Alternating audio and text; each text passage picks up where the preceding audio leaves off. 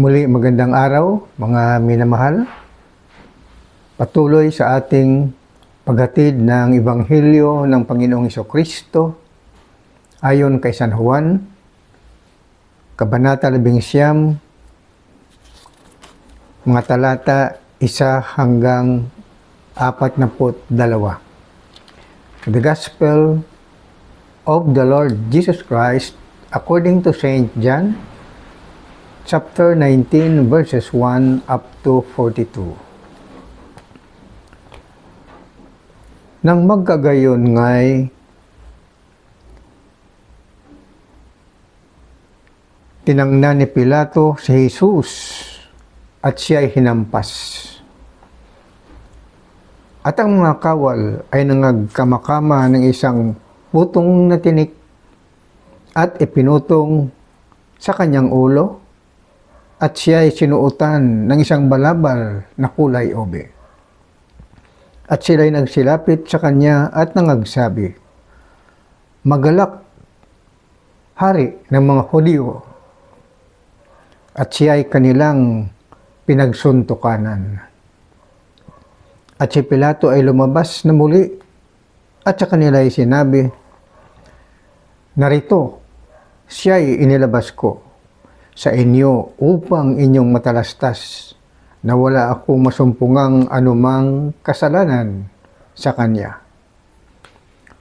Lumabas nga si Jesus na may putong na tinik at balabal na kulay ube. Sa kanila'y sinabi ni Pilato, "Narito ang tao." Pagkakita nga sa kanya ng mga pangulong saserdote at ng mga punong kawal, ay sila ay nangagsigawan na sinasabi, "Ipako siya sa krus! Ipako siya sa krus!" Sinabi sa kanila ni Pilato, "Kunin ninyo siya at ipako ninyo siya sa krus sapagkat ako'y walang masumpungang kasalanan sa kanya."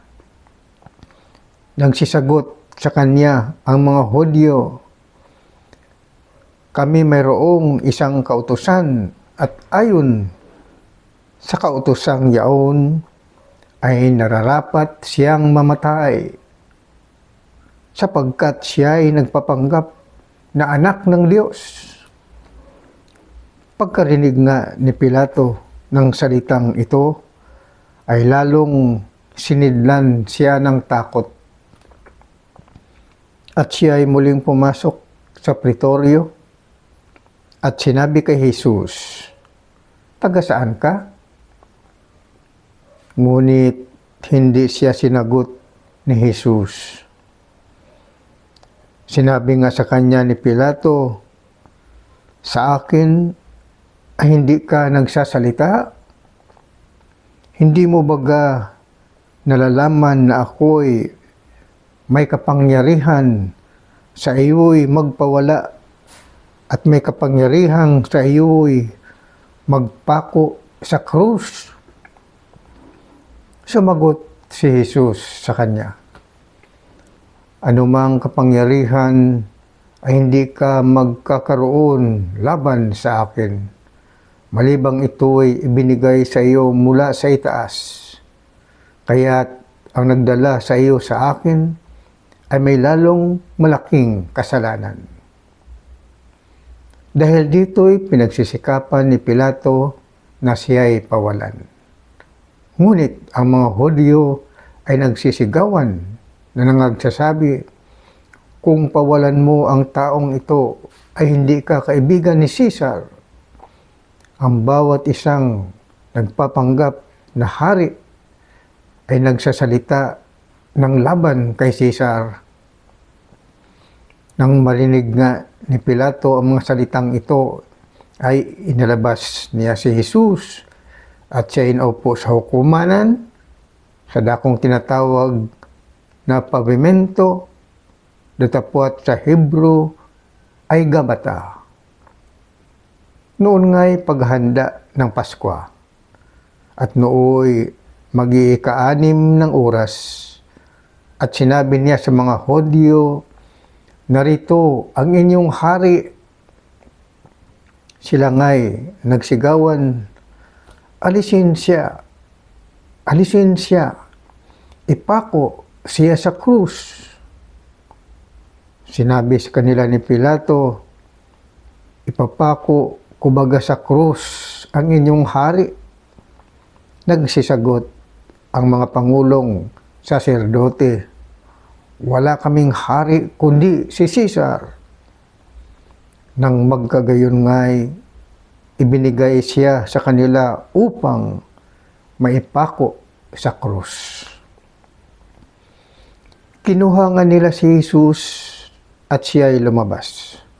Napasan niya ang krus hanggang sa dakong tinatawag na dako ng bungo, na sa wikang Hebrew ay tinatawag na Golgotha, na dooy ipinako nila siya sa krus at kasama niya ang 2 pa, isa sa bawat tagiliran at si Jesus sa gitna. At sumulat din naman si Pilato ng isang pamagat at inilagay sa ulunan ng krus, at ang nasusulat ay Jesus na taga Nazaret, ang hari ng mga Hudyo. Marami nga sa mga Hudyo ang nakabasa ng pamagat na ito, sapagkat ang dakong pinagpakuan kay Jesus ay malapit sa bayan. At ito ay nasusulat sa Hebrew at sa Latin at sa Griego. Sinabi nga kay Pilato ng mga pangulong saserdote ng mga Hudyo, "Huwag mong isulat ang hari ng mga Hudyo, kundi ang kanyang sinabi, 'Hari ako ng mga Hudyo.'" Sumagot si Pilato, "Ang naisulat ko ay naisulat ko." Ang mga kawal nga ng si Jesus ay kanilang maipako na sa krus, ay kanilang kinuha ang kanyang mga kasuotan at pinag-apat na bahagi. Sa bawat kawal ay isang bahagi, at gayon din naman ang tunika. At ang tunika ay walang tahi, na hinabing buo mula sa itaas. Nangagsang-usapan nga sila, "Huwag natin itong punitin, kundi ating pagsapalaranan, kung mapakanino, upang matupad ang kasulatan na nagsasabi, 'Binahagi nila sa kanila ang aking mga kasuotan, at ang aking balabal ay kanilang pinagsapalaran.'" Ang mga bagay ngang ito ay ginawa ng mga kawal, datapwat nakakatayo sa piling ng krus ni Jesus ang kanyang ina at ang kapatid ng kanyang ina na si Maria, na asawa ni Cleopas, at si Maria Magdalena. Pagkakita nga ni Jesus sa kanyang ina at sa nakatayong alagad na kanyang iniibig, ay sinabi niya sa kanyang ina, "Babae, narito ang iyong anak." Nang magkagayoy, sinabi niya sa alagad, "Narito ang iyong ina." Nang magkagayoy, sinabi niya sa alagad, "Narito ang iyong ina," at buhat ng oras na yaon ay tinanggap siya ng alagad sa kanyang sariling tahanan. Pagkatapos nito, pagkaalam ni Jesus ng lahat ng mga bagay ay naganap na nga, upang matupad ang kasulatan ay sinabi, nauuhaw ako. Mayroon doong isang sisidlang puno ng suka, kaya't naglagay sila ng isang esponghang basa ng suka sa isang tukod na isupo at kanilang inilagay sa kanyang bibig. Nang matanggap nga ni Jesus ang suka, ay sinabi niya, naganap na. At iniyukayok ang kanyang ulo at nalagot ang kanyang hininga.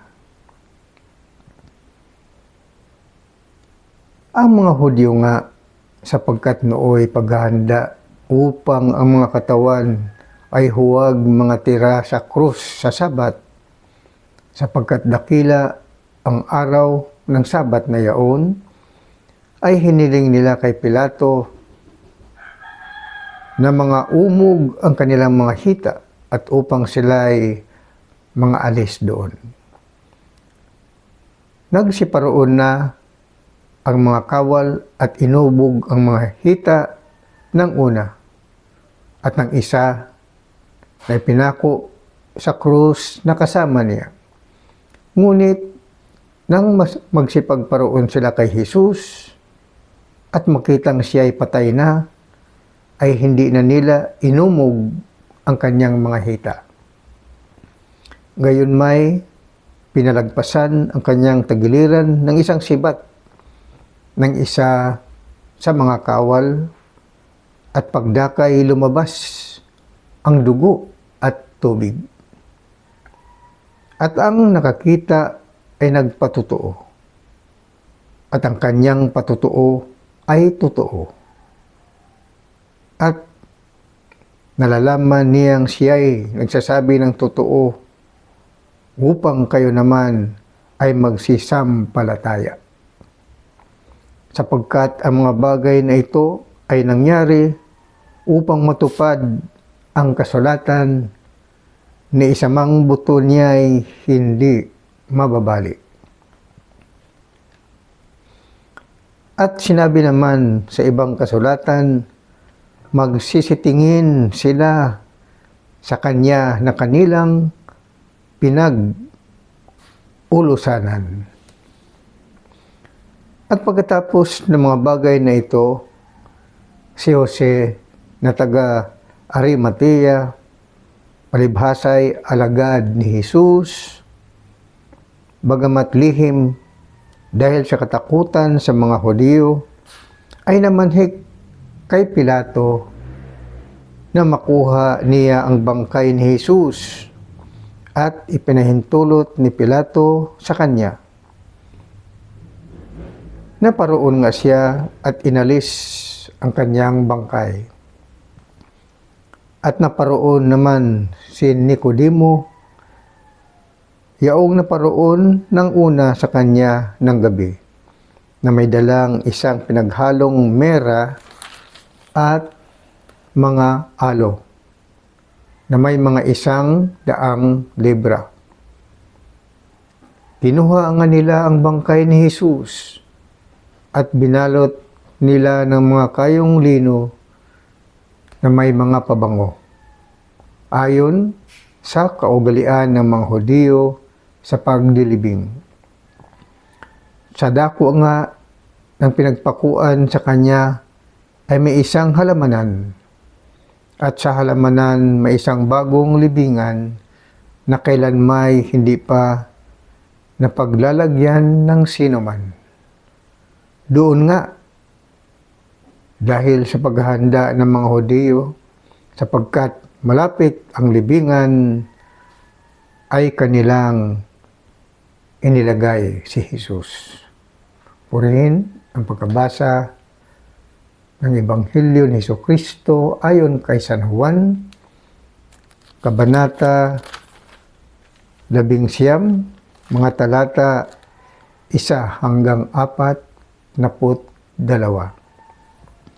The Gospel of the Lord Jesus Christ, chapter 19, verses 1 up to 42. Praise God. Hallelujah. Amen and amen. God bless us all. Thank you, Lord Jesus.